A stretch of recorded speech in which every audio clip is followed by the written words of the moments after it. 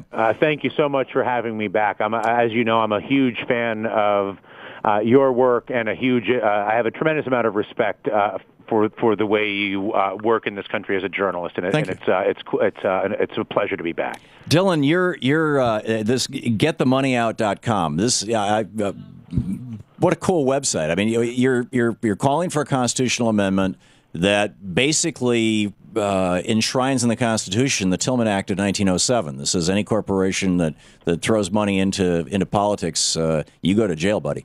Yeah. Well, my theory was. I was looking at that one number, that 94% number, where all politicians, all you need to know about a candidate is that 94% of the time the person that raises the most money wins. Right. What that tells me is that I'm not covering a political debate, but that I'm covering an auction. Yep. And if I'm covering an auction, what I'm covering is a situation where he or she who can accumulate the most money in the auction is the person who wins, which suggests to me the reason why I have not, and I suspect you and others who have felt this way, have not been able to even see either party engage in a real debate about everything from health to energy to education, et cetera, that observes the actual magnitude of the problems and the actual magnitude of the changes that collectively have to be put together, that the only way that I could see to begin that process was to put together 3 sentences, NCAA rules. If you take money, you're fired. I'm not here to talk about who can give money to the football quarterback at USC. What I'm saying is if you're a quarterback at USC, or in this case a federal politician, you can't take money. And if you do, you're fired. You can't take your own money. You can't take special interest money. My goal collectively is to make this a real issue for the presidential election, to find alignment with everybody from Occupy Wall Street to the Tea Party to Lawrence Lessig to Ron Paul to Thom Hartmann to everybody in this world. I'm not into a debate about ideas and mechanics. I believe that there are so many ideas and mechanics that are so beautiful that are beyond me. You have them. Your audience has them. My audience has them. People I've never met have them.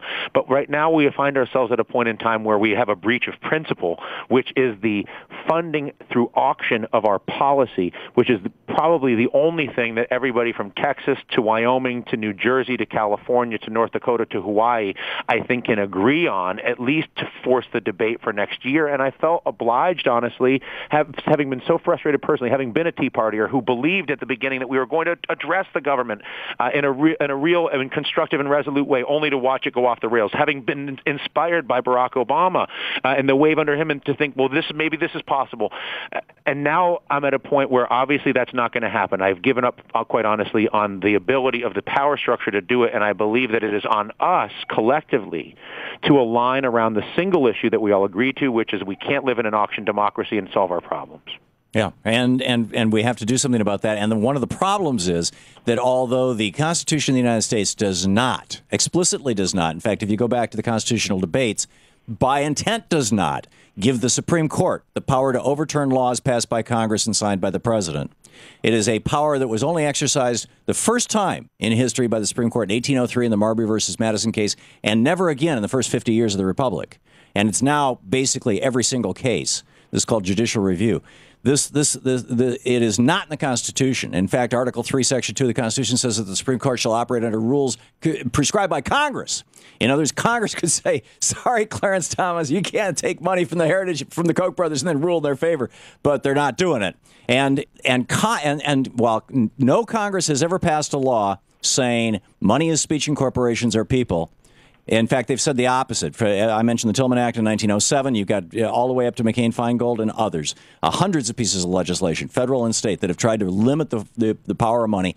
And many presidents, from Thomas Jefferson to Grover Cleveland in his 1888 State of the Union speech, talking about the iron heel of corporate power on the necks of the average person, all the way up to today.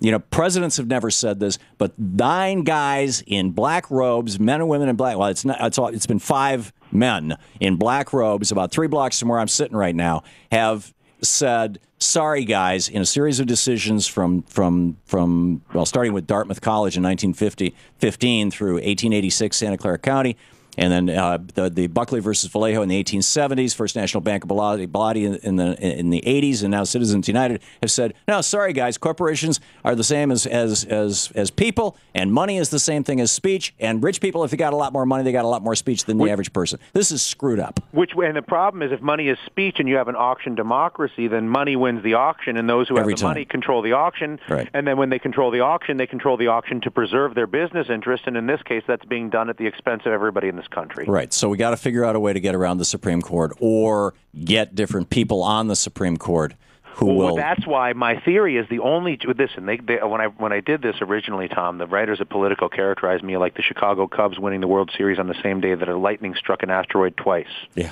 Okay, and I think that that's appropriate, right? That is a fair characterization, and the only reason that I even have the confidence or the willingness to risk my own reputation and to invest my own money in the hiring of lawyers and the creation of all these assets that can then create a total integrity zipper around this concept. Get all my labeling off of it. We're working on getting everything about me off of this now because it's exploding, and the barrier to its explosion will be the identity of a given individual as opposed to the principle of the three sentences that you and I completely agree on. But as long as people see it as a Dylan Ratigan vehicle per se, it makes it's a higher threshold to engage with it. As long as it's a vehicle of shared principle between all of us, whether you are a prominent or a person or not, as long as we engage on that level, we can do this. And I believe that it's only because we have that tool of that connectedness of information and our ability, instead, this presidential election, to all of us as Americans to decide to agree to one thing, and we can argue about 1,000 other things. You and I could argue about a lot of things, and we would enjoy it, and you would be right, and we could go on, and I could be right, and we could learn from each other. But it's a pointless conversation if whatever solution we agree to or disagree to on health, energy, education, investment, et cetera, is never going to be injected into the actual debate because of the auction nature of the democracy. And so my theory is if we can get everybody in America to agree to a single principle, abandon ideas and mechanics. The reason I like what Occupy Wall Street is doing in the refusal to come with their list of ideas is because those people don't have that is not their point. Their point is our principles as Americans are being violated through a culture of unfairness with the auction of our government. Yep. Now, I feel very sympathetic to them, and for me, my resolution to it, because I've been very angry, Tom, and I've suffered myself a lot the past few years having left CNBC in terms of my own personal experience, and the reason why I started this entire movement, if you will, or did it for myself, it's becoming its own thing, was I was trying to look for a positive harness for myself to use my energy for the next year in a way that didn't just lead to a tremendous amount of frustration and self self-anger. You don't want to end up like the guy who triggered the whole Arab Spring by setting himself on fire. And I don't want to be that guy, right? Just because you know that the thing is screwed up, there's two ways you can do this. You can go into the village and set yourself on fire, as we saw in the Middle East, and that gets a tremendous amount of attention, and it's very gratifying to the egos of the oppressed because you're telling them how it is. The other alternative is to take all of that energy and send out a shockwave through the digital universe to everybody that's out there that says, I'm angry just like you, you're angry just like me.